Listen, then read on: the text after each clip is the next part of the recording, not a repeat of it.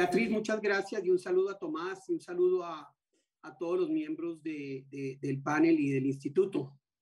Déjeme dividir esto en dos momentos de la historia de Colombia porque es muy importante aprender de nuestro pasado. El primer momento es el Plan Colombia, cosa que fue tremendamente exitoso hasta el año 2012.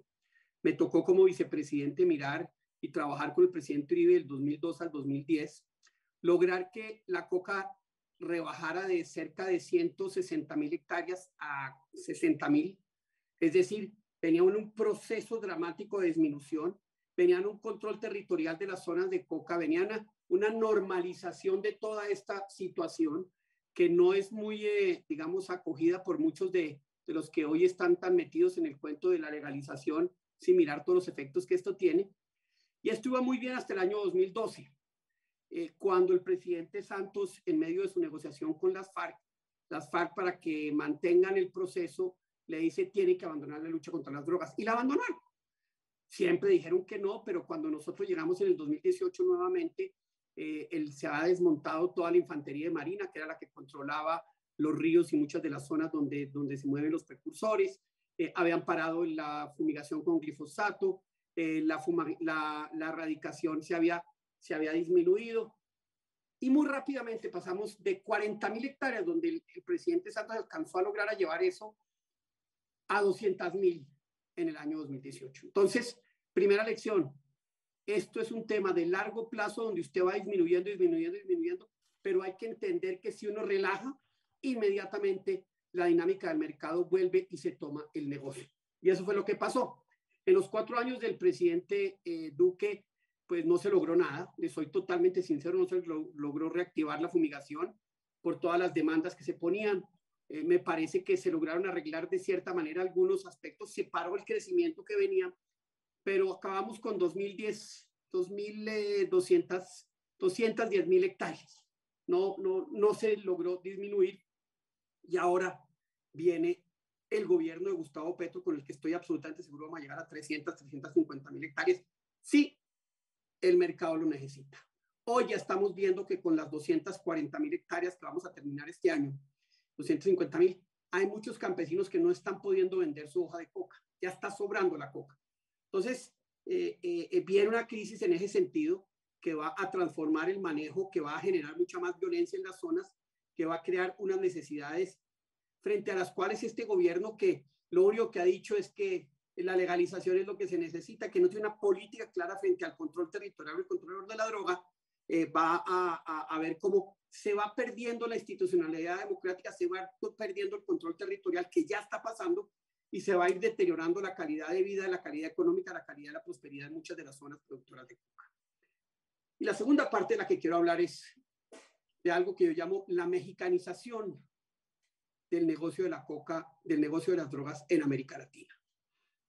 Recuerdo los años 80 y 90 cuando se hablaba de la colombianización, ahora estamos en la mexicanización. México hoy es un país donde el 30% de los estados y de las ciudades que componen los estados está controlado por el narcotráfico. Hoy por lo menos una tercera parte de México está en ese estadio.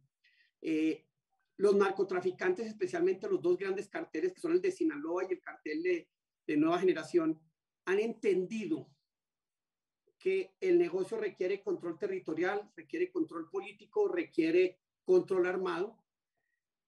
Y en muchas de las zonas de producción y de tránsito han logrado trabajar con organizaciones criminales que funcionan de la misma manera como funcionan ellos, con un nivel de violencia muchísimo más elevado. Y usted hoy tiene presencia de carteles mexicanos, esos carteles mexicanos, desde el Río Grande hasta la Patagonia, en la costa pacífica. Y quiero simplemente hablar de dos elementos, de Colombia y Ecuador. Estuve en Ecuador, quedé aterrado con lo que está pasando en Ecuador. El control territorial que ya tienen estas organizaciones con presencia de los mexicanos en el Pacífico ecuatoriano es brutal. Usted, zonas de Esmeraldas, ya no puede ir. Ya la gente dice, allá no vamos.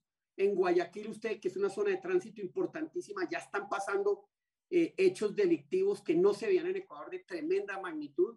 Entonces, el control ya de estas organizaciones criminales que no solo utilizan el paso, sino también empiezan a generar microtráfico, están creciendo. Y en Colombia pasa lo mismo. Toda la presión que tuvimos nosotros entre el 2002 y el 2010 llevó a que el narcotráfico se moviera a las fronteras.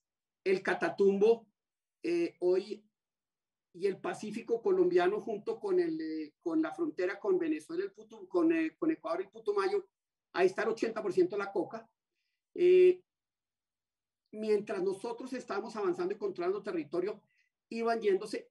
Tan pronto se dejó ese esfuerzo, esas zonas se consolidaron y las consolidaron, y con el proceso de paz, el gobierno del presidente Santos y desafortunadamente el gobierno del presidente Duque le faltó mucha más presencia y control territorial.